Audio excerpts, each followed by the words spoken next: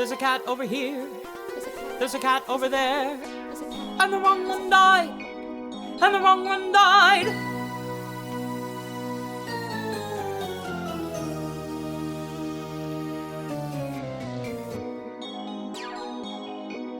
Welcome to The Wrong Cat Died, the podcast breakdown of the catastrophe. I'm your host, Mike Abrams, and I am very excited about today's guest.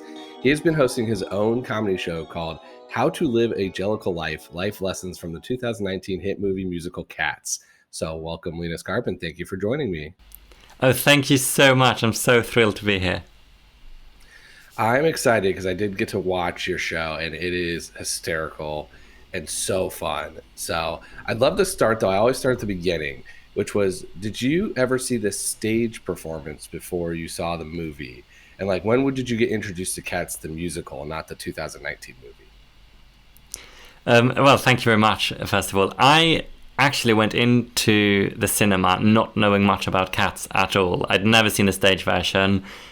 I mean, I knew of memory, basically. Like, I didn't really know anything else. And obviously, yeah, so I had like no Jellicle knowledge at all. And I went in there and it just blew my mind and changed my world. My partner had grown up watching the 1998 filmed version of it many times, but I never had. And I mean, since then I have watched it many times, and I really wanted to come back onto stage in London so I can actually see it live. But yeah, the film was sort of the first introduction to Cats for me. Wow. So you see the 2019 movie, never seen it live, still haven't seen it live, but have now watched at least the 98 film. So you've seen the stage production just on TV. Exactly, yeah. So I've seen that one. I've seen many clips of various stage productions as well. I can't wait till the day I actually get to be in an auditorium where it's happening live, though the film probably will delay that somewhat, because obviously that wasn't very well received, sadly. Yeah, totally. I want to talk a little bit about your show. I think it was, I know it's going to be coming back live again. You're doing a tour, and people can watch it online. I watched it. I thought it was hysterical. So how soon after you watched the movie did you realize that you needed to make this hour-long comedy show? Because at the end of 2019, I just finished my previous show. I toured that, and I was looking for something new, but I was really struggling to know what to do. And then I went to see Cats, and I just couldn't stop thinking about it, and I couldn't stop listening to the soundtrack and reading all about it. And I went back to the cinema again, and it just couldn't leave my head. And I was like, maybe I should do something Cats related. But then I thought, obviously, because people didn't really like the film, sadly, no one but me would be interested in it. But then I actually I have a friend who's a theatre director, and he was putting together sort of a scratch night of new work, and he knew of how obsessed I'd become with Cats. So he asked me if I wanted to do something Cats related for it. And that's when I sort of realized, like, oh, people want this. And I just started working on it, and I realized very quickly that actually this is not just like a 10-minute thing I do for one night off. This is like a full-length show I need to create. That is incredible. It is, yes, it's a passionate fan base globally, as I've learned with this podcast as well. I want to, without giving too much of it away, how would you kind of like tell people who are going to watch this? Like, what are they going to see? Like, what can they expect? It's quite a tricky one to describe, actually, I find. My partner, he tends to describe it as a TED Talk from hell, which I think is, probably quite accurate. It's very stupid and very queer, but it's very, it's called How to Live a Jellicle Life, Life Lessons from the 2019 hit movie musical Cats, and that's basically what it is. We take a look at all the Jellicle cats in Cats, what we can learn from them, what makes them Jellicle, and then how you can apply that to your life. And there's also loads of, silly things throughout there as well to play with, various games, audience interactions, etc. And just a very Jellicle evening. It's fun because normally sort of half the audience have seen Cats, half the audience haven't, to start with. And so often after doing the show, I'll get these messages of people being like, I've now watched Cats. Like, I feel like I've got so many people to actually watch the film, which is, which I love. I love it. It sounds like you are on the same mission of like slowly getting people involved with the musical and movie.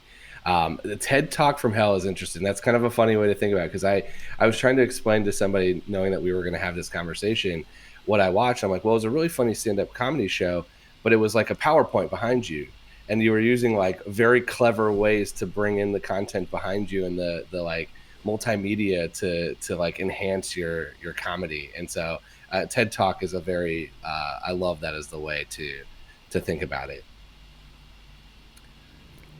Yeah, thank you. Yeah, I do. Oh, go. Sorry. I was just gonna say, as you were going through characters to like learn from and kind of create the questions from, who was the hardest to write? Like, who was the hardest to pull out, and like maybe who was the easiest when you were writing it? Oh, good question. I think easiest maybe.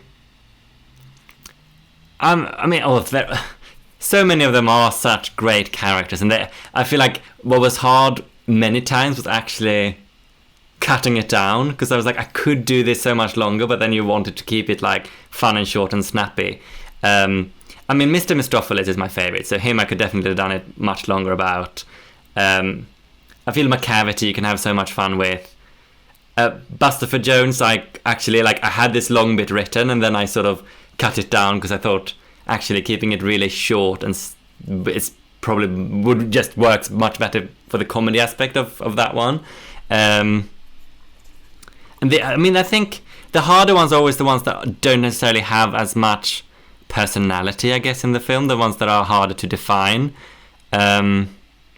Victoria is probably like, she's a bit personality lacking in the film because she's just influenced by everyone else. But then you sort of make it about her journey rather than her personality, I guess, when you talk about her.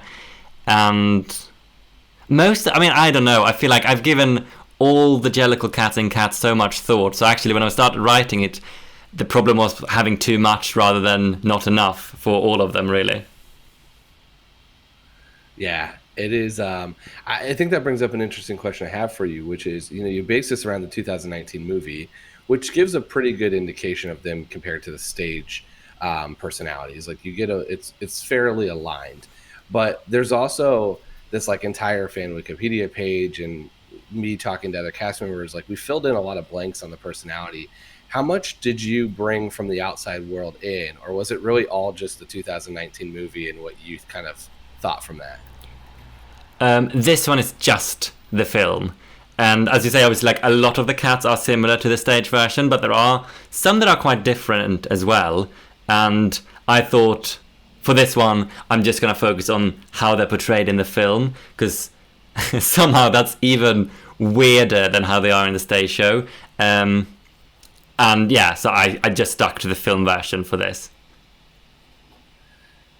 So I want to hear, what is your favorite part of what's your favorite joke or your favorite cat to kind of go through? I know you said your favorite's Mistopheles as like the character, but what's your favorite segment of your actual show? Oh, I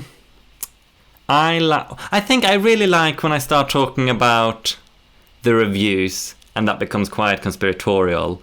'Cause I think that just has such a different vibe to the rest of the things in the show, and it's really nice to sort of, for a moment, get really like calm and serious and have people hang on to this, because so much of it is just wild and chaotic, I guess. So I do enjoy that. I really enjoy all the audience interaction bits, because that's obviously always a bit different every night, and it's so fun to hear, like, when we do this sort of quizzes almost, is hear what people actually come up with. Those are always really fun. But overall, it's just such a fun show to perform. Like, I've done quite a lot of solo shows before as well, but it's nice to do something that's just, I guess, joyous and fun from beginning to end, rather than it being like too serious or too dark. It's just people tend to just have a good time, and it's just very nice to be part of that. Yeah, I can tell you a part that I really loved, and I know because you put it on your social media and it's been out, and I think you even alluded to some celebrities that responded to it. But you made a Jellicle name, like generator based on your first and last name and birthdays and stuff like that. And so I do have a little bit of a bone to pick with you because I felt almost a little insulted by mine. I ended up as Grizashanks, the conservative cat. And being from the Midwest of the United States, where it's fairly conservative area, I thought it was like handpicked for me here, as someone who's not super conservative myself anymore. So Yeah, well, I'm sorry, but that's the Jellicle truth. The Jellicle gods have spoken. I do. I mean, that name generator had so much fun with, and I do think because it's so many different options, and you can get like really funny ones, really dull ones, really inappropriate ones, and I feel like it's just endless combinations. Like, and when you think you've seen them all, like you hear someone with a new combination, and I feel like I was very, very pleased when I came up with that name generator. You can kill hours with it. What was yours? What was your output from it? I am. Let's see. I am Magical Star the Jellicle cat. No, Jellicle Star the magical cat. But I gave myself a good one, obviously, because I made it, so I could make sure that the 7th of November. Well, or if you have LK and the 7th, then you have a great name, basically. I love it. Yeah, I assume that you kind of wrote yours to be kind of what you wanted, since you were moving the stuff around there. I know you've been doing this for sold out shows, and you said a little bit about the crowd reaction of people who you've influenced to go see the movie. How has what is it like for an experience for someone who's not seen the movie before? And I know you said it's about 50-50. But like, do you think that it's a funnier experience for that group or a funnier experience for the Cats diehards? I think having seen Cats is more of a bonus, because I feel like then you get like every single reference. But I think sometimes people who haven't seen Cats, the film, at all, because I do show some images or brief clips from it, and you can see that their shocked reactions at like Ian McKellen licking up milk or Judi Dench staring into the camera, like, is also just so joyous. Like, they don't expect, like, I don't think anyone ever can be prepared for Cats the film, because it has so many moments where you're like, I can't believe I'm watching this, and to sort of see people get a glimpse of that live is amazing. And I want to make sure that actually like the show would work whether you'd seen Cats or not, so it's really nice to feel that even they're on board with it. But I do think if you've seen Cats, it's even more for you. Yeah, I love that, because I have kind of a similar thing here where I'm like, I don't think people will get this podcast most of the time if they haven't seen it, either the movie or the show, because it's so niche and so like to the point. So I'm always just like, yeah, if you've never seen it, it might be worth watching the movie before you listen to any episode, or reading the Wikipedia page or something, because it's tough. But I did feel like for your show, like with it being comedy and you kind of also giving an explanation, like a lot of the part of that TED Talk version is you explaining a little bit, so everyone kind of has the knowledge before you get into the jokes around it, which I loved. Oh yeah, exactly. Yeah, thank you. And I think especially with the film, people are so aware of the phenomenon that is the 2019 hit movie musical Cats. So people are already have so many thoughts and feelings and opinions about it, even if they haven't seen it, which is quite fun to play with, I guess. Do you get listeners who haven't seen Cats at all? I don't think, unless they're like friends and family members from home that are listening to support me. But no, I don't think there's many. I think maybe in the beginning, because the first 10-ish or so episodes was me explaining the cat and then why I didn't think they should be picked, or why I thought they should be picked over Grizabella. So those were a little bit more of, you didn't need to see the show.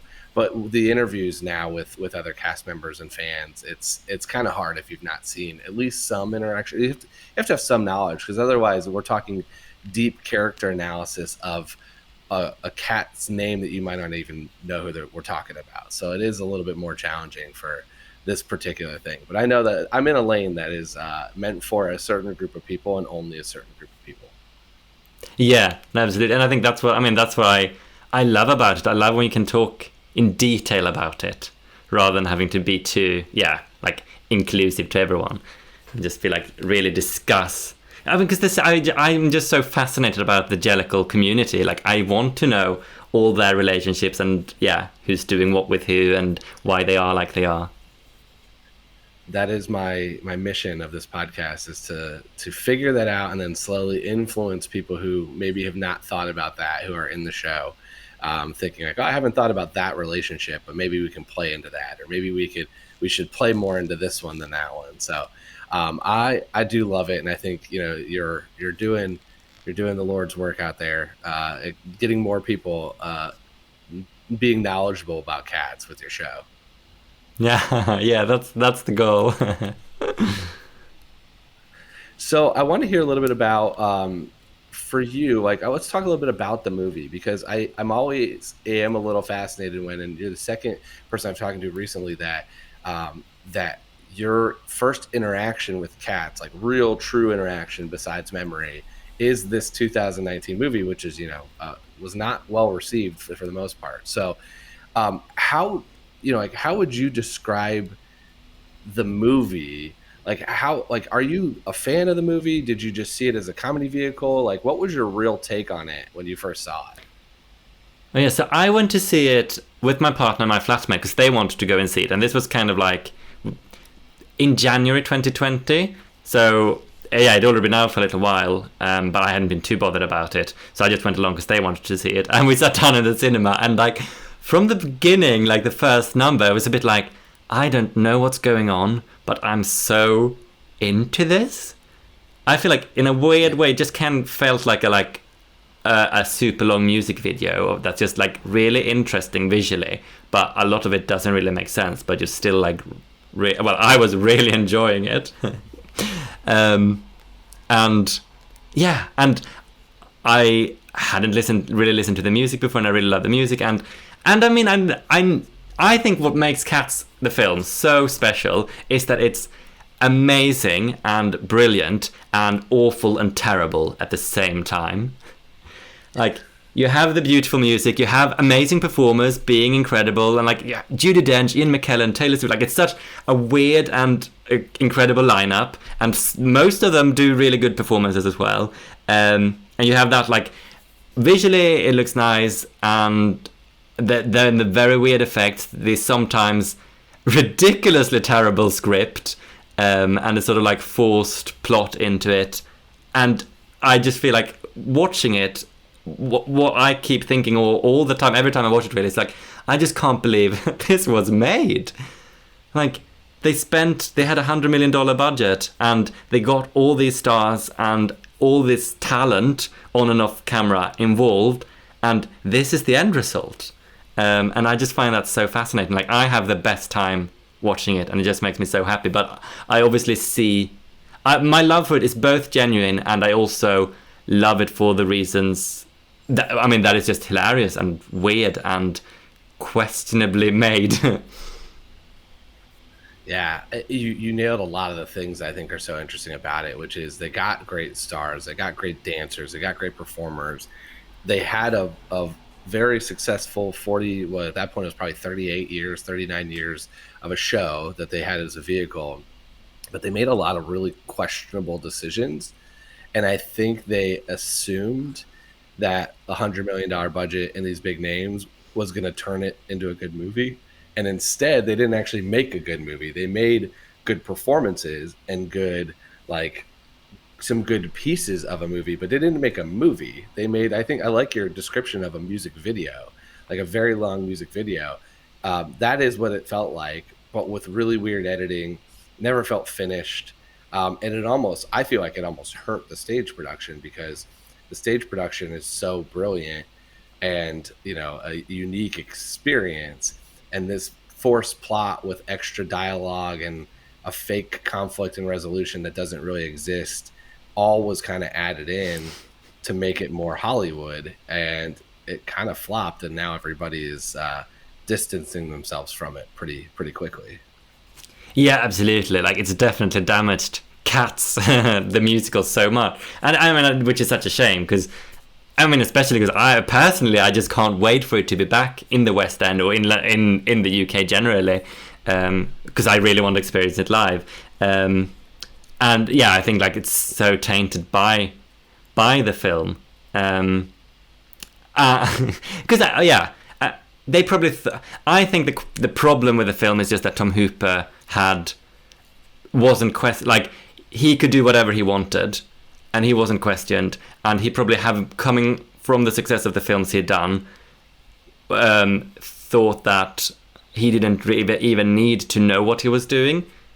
I've spoken to some people who actually worked on the film, who were all like, a lot of the time they didn't really know what was going on, or they weren't told that much, and like decisions kept changing last minute all the time, and like Tom Hooper apparently doesn't really like planning. Now it sounds like I'm slagging off. I'm very glad that he made this film, but like he didn't really like planning, so like a lot of the time he would just go with his intuition.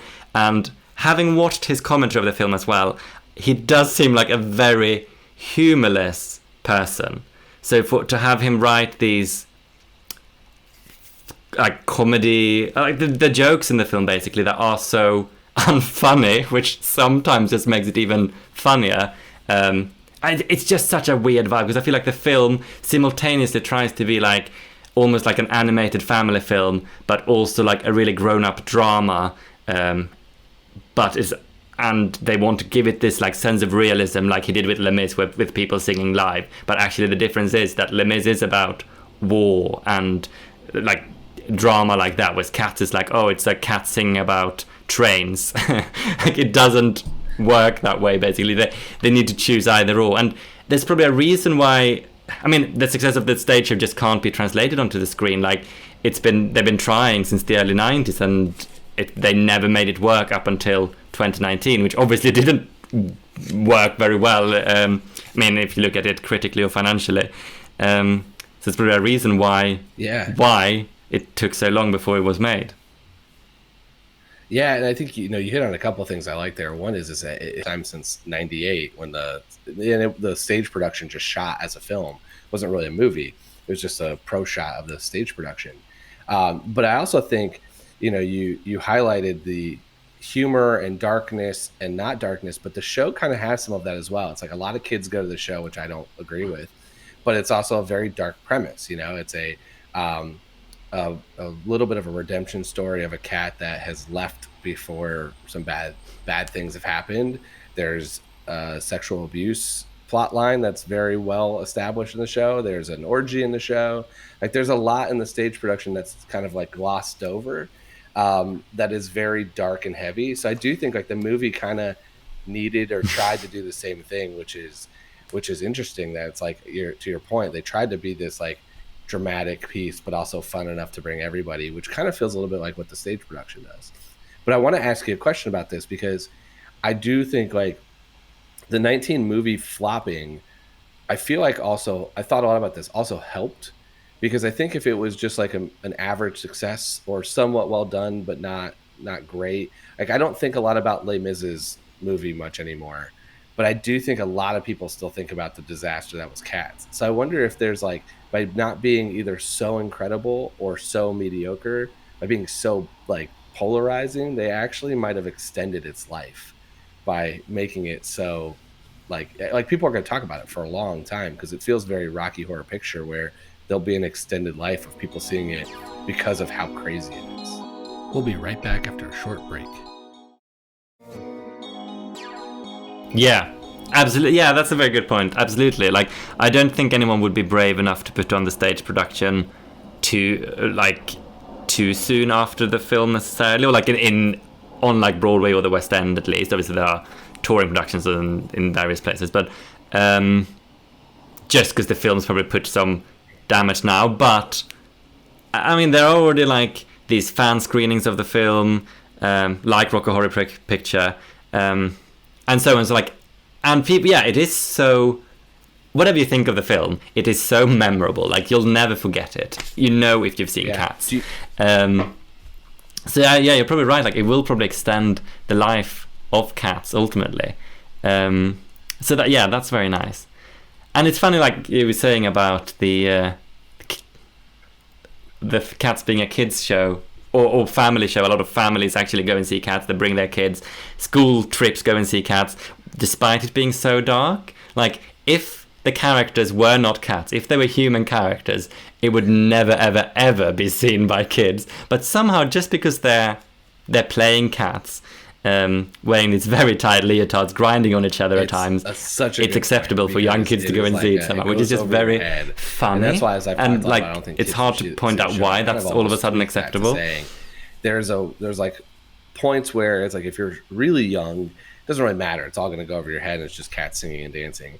But there's like an age in the middle where it's a little bit confusing, and it's like you probably are starting to understand some of what's going on. That's the part where I'm like, hey, maybe leave that kid at home. And then it's once you get into the teenage years where you clearly get what's happening. From that point forward, it's okay. But it is I saw it. I've only seen it twice on stage, and so it was very like I definitely didn't pick up on it the first time, but I kind of was like, oh, that was a lot. Like a couple of those dances were pretty aggressive for the child sitting in front of me to be watching. But it's been happening forever.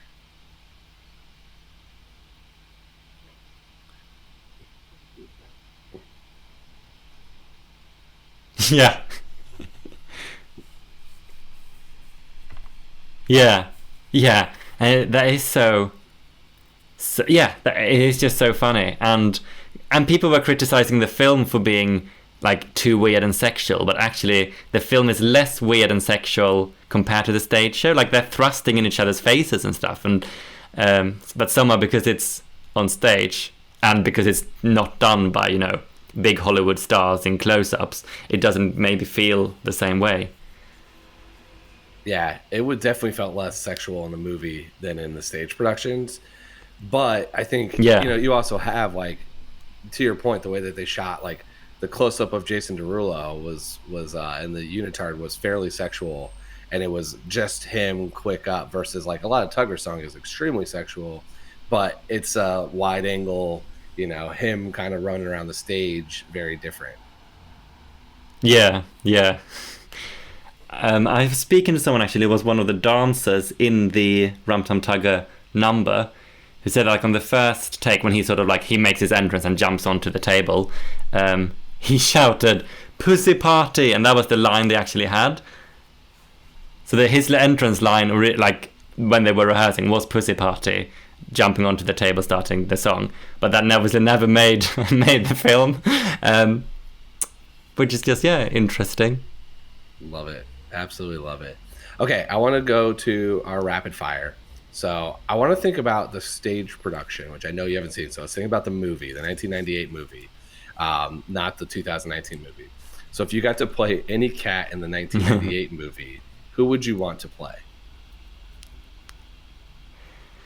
I mean, the thing is, I'm an actor, but I can't sing or dance. So, doing this show is the closest I'll probably ever get to being in Cats. So I sort of made myself a cat. But if I could, Mr. Mistopheles is the ultimate dream.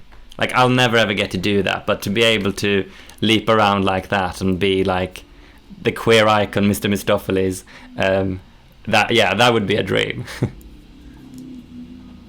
Totally. I always usually ask this question by suspending reality of what you're capable of doing, because I can't sing or dance or do any of the cats. But I have, like, who would I want to if I was capable is a different question. Of course, yes. Yeah, and definitely. My favorite is Mr. Mistopheles. My least favorite.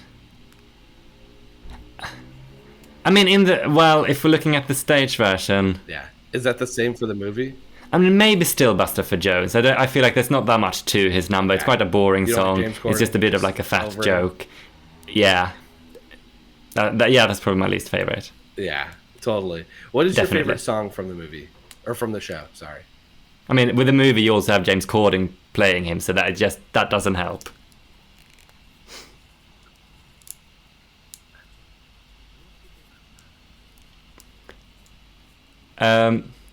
I love Jellicle songs for Jellicle Cats. That was actually my most listened to song on Spotify in 2020. I just think it's so much fun. And yeah, because it has like all the variants, I do think that one's really good. Macavity is such a banger as well. And Mistopheles, of course. But I do Jellicle Songs for Jellicle Cats is, maybe the best one. Love it. Who do you think would be the best and the worst cat at doing a stand-up comedy set? Oh. Who's actually funny? I mean, if we're looking at the... Yeah. What about... If we're looking at the musical rather than the film, like I think the character Jenny Anidots actually could be really funny on a mic. What about least favorite? Or at least... Yeah, I think she could surprise you. Like she'd be like... Yeah. I think she has a sense of humor. God. And... I actually think Gus, in that what I feel with Gus is that he's actually, I mean, first, he's very, I mean, again, this is also maybe more of the film. I mean, I love Ian McKellen, I love his performance in it, but when it has such a different flavor in the film when Gus is singing about himself as opposed to someone else singing about him. Because, like, singing about yourself, you just come across very self-obsessed and overconfident in your own abilities, because there's actually nothing backing up that what he's saying is true. But when he has someone else singing it, so I just feel like he wouldn't necessarily have, he would lack the sense of, like, he wouldn't be able to make fun of himself. And I think as a stand-up, that's probably one of the key things. Yeah, that's a good answer. That's a very good answer. I think, you can tell me what you think about my answers, because I did think a lot about this. I think the one that would be best would be Tugger, because I don't think he would care if he bombed. Like, he would just go up there and keep delivering with confidence until he got it right. And I think the least would be Monkish Trap or Skimble, who are just so, like, regimented that they wouldn't be funny. Okay, very good answers, actually. And I agree, like, Tugger's set would be chaos, and it would be wonderful. And yeah, Monkish Trap and Skimble Chances wouldn't be fun.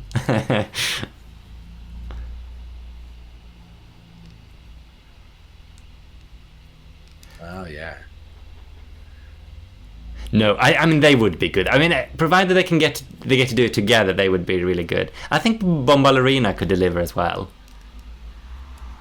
Completely. I actually thought about that. I was like, And I feel like, I mean, Mistopheles can just throw in some magic if he gets stuck. So I feel like that's also like, that would be very memorable and good, if nothing else. I want to get to my $1 million question, because I'm interested to hear, since your take is going to be more movie based. But I've argued at length that I don't think Grizabella is the right Jellicle choice. And so I'm curious, who do you think should be the Jellicle choice? How are you making the decision as old Deuteronomy? Like, what is your take on this?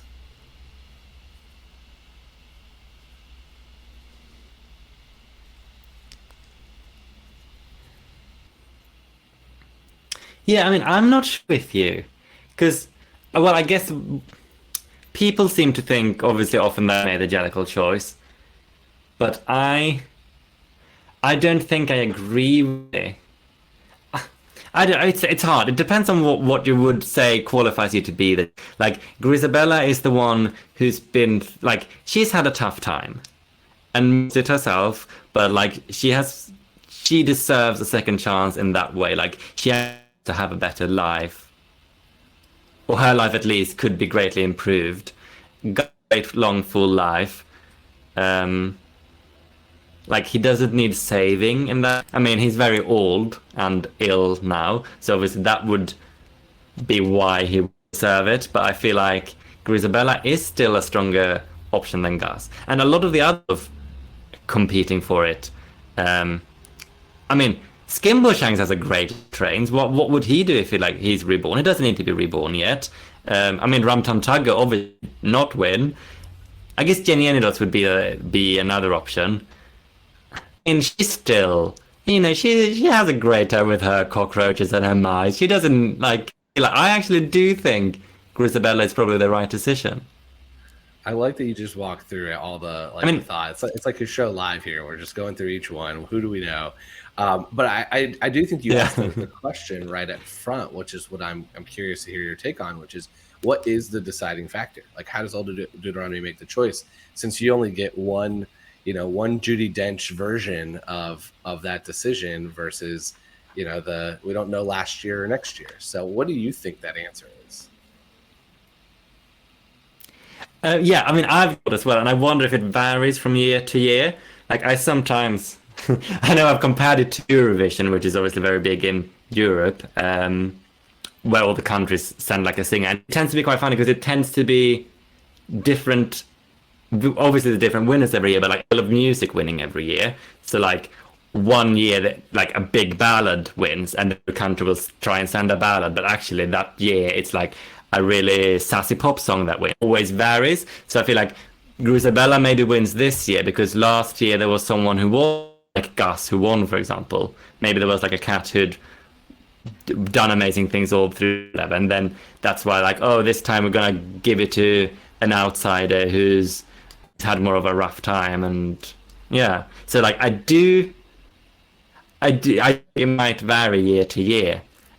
So yeah, so like if that's similar to you, win one year, and maybe you should wait a year and then come back the next year and get a chance. That's my most. And ultimately, maybe like. Oh, yeah, sorry. And maybe also, I mean, all Deuteronomy is old. Grizabella is the lap. She does this big emotional number.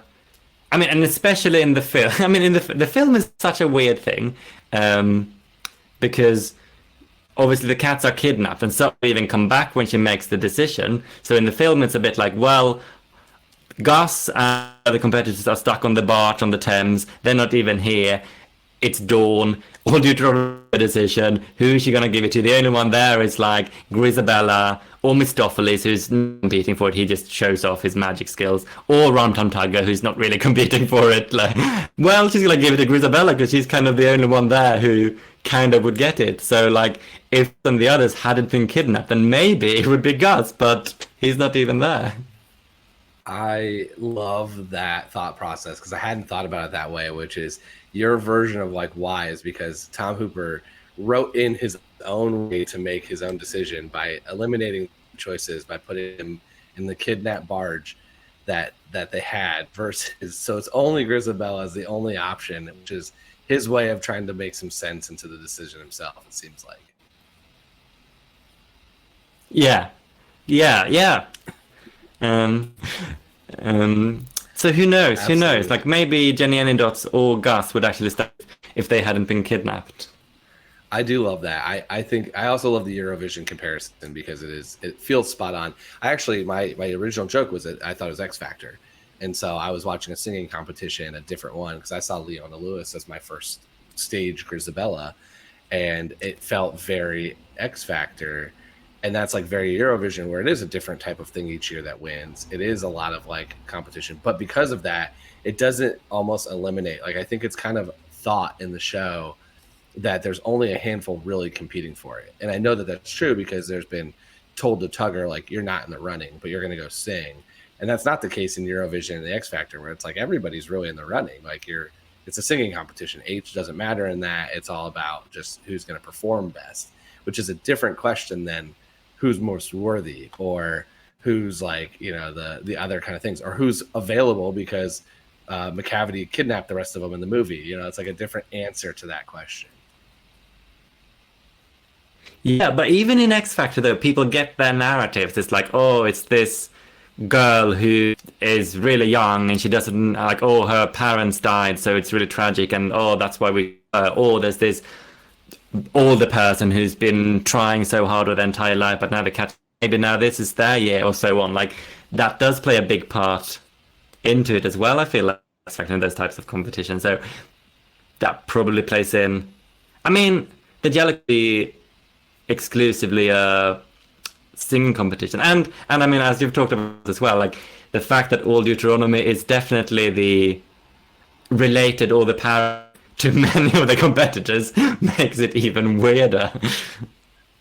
Totally. Yeah. I mean, it's a very interesting thing to think about from many angles, because there's not a one way to analyze it unless you're what Andrew Lloyd Webber or the Julian Lynn and Chrissy Cartwright, like the ones that are like really doing the actual decision making from years ago. The rest of us are just speculating based off of very little dialogue and very little knowledge of what it is in this kind of crazy world. And then, or Tom Hooper's crazy version. So, yeah. And if Old Deuteronomy like gets to go to other Jellicle balls, does she travel around the country making the decisions at other Jellicle balls, or is it just this one once a year? Which is also really interesting. I have never thought about that. I've always thought it's a cult, and so this is her cult. Like she's the leader of her tribe, but maybe there are other tribes doing the same sacrifices, and do they have the same? Like, are there parallel? Not like almost like Jets and Sharks in West Side Story. It's like you got the Jellicles, and you got some other rival cat gang that's doing the same thing. Yeah, exactly. Or maybe there's like like a church, I guess, with like, different branches in every city. So like the London Jellicle Ball, she's just come from the Birmingham Jellicle Ball, maybe, or she's been to the Manchester Jellicle Ball. Who knows? I love that. That is an angle I've not thought about. I also love that we just went from cult to church, which is also polarizing in itself. Well, I'd love to hear from you. Like, how can we watch? Like, how can people who are going to listen to this watch your upcoming show that's going to be live stream? Or if they're live, how can they get tickets and go? Oh, yes. So it is playing at the Edinburgh Fringe Festival from 15th to the 27th of August. So that's in Scotland, in the UK. If you're there, please come and watch it. Please come and say to have some Jellicle chats. It is also available online through the entire run of the Fringe Festival, which is from the 3rd of August to the 27th of August. We may keep it up a little bit longer, so you can watch it online wherever you are in the world. The best way to get tickets is to go to, well, if you just find us on social media, we'll have all the links in our bio. It's at Awkward Prods, so Awkward Prods, short for productions, Instagram. That is the production company I work under. And then my own one is at Karp, Linus Karp. If you find any of those, I'll have the link in the bio there where you can get all the info and get tickets and watch it. We will link everything as well, since this should come out while this is running or right before it's running, so people can watch it live and if they can get tickets, and also watch the streaming if they're not in anywhere near you in the States or somewhere else. So this has been super fun. I really appreciate you being an amazing guest, and excited for more people to get to see your hilarious show. Thank you, Mike. Thank you so. I just love talking about cats, and it's so nice to do it with people as passionate. That is, it's exactly right. It's rare when you get the people who are also have devoted too much of their life and time to it, which is fun. Thank you. And question for you: if there ever is a Cats 2, who do you think would win? Oh, such a good question. I think the first question I have to ask is, what is the criteria decision from Old Deuteronomy? Is it the same as last year? Because there's, if that's the case, then I'm wondering if there's another like Grizabella out in the world that was exiled that's coming back this year as well. And so it's a cat we've never been introduced to. I kind of like, because that gives you a whole lot of creative writing opportunities for that. But if not, and you have to pick just from the list, then I think it's probably Gus or Skimble, unless Old Deuteronomy is ready to make himself the choice, and Monkish Trap is like itching to take over. So that's kind of how I look at it as the next one. I mean, Old Deuteronomy making themselves the choice, that would be quite something. Watch all the others like, actually, it's me. I think it's got to happen soon. I mean, I'd love to... He's got to be the choice eventually, because Monkish Trap is being groomed to be his replacement, and he seems ready. Like that's why he's the narrator of the 2019 movie. Like at some point, I feel like he's just gonna step in and just kill his dad himself, so that way he can take over finally. That feels like the royal family here, with like the queen is just not giving up. Like Charles is getting rich, and he's just never gonna become king, and he's been like ready for decades now, and like the Queen is just well into her 90s. Yeah. I mean, I also love the Grizabella. That there could be another Grizabella out there. If we look at the film version, I think that could be Bombalurina. She's sort of like McCavity's sidekick in the film version. Maybe Grizabella until she was replaced with a young model. And now in the next one, in the sequel, this witch will be crawling back and full of regret of all the horrible things she did and belt out a bad Jellicle choice. I think they're going to struggle to get Taylor Swift to be engaged in Cats 2 after the debacle of Cats 1. I'll take the part. I look similar enough. You're in. Yeah. You'll be in. I know you wear a Cats suit for the show, so you're ready to go. Oh yeah, and it is actually the Bombalurina suit, so yeah. Amazing.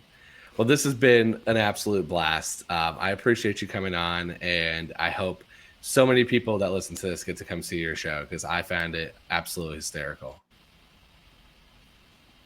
This has been so much fun. Thank you so much, Mike.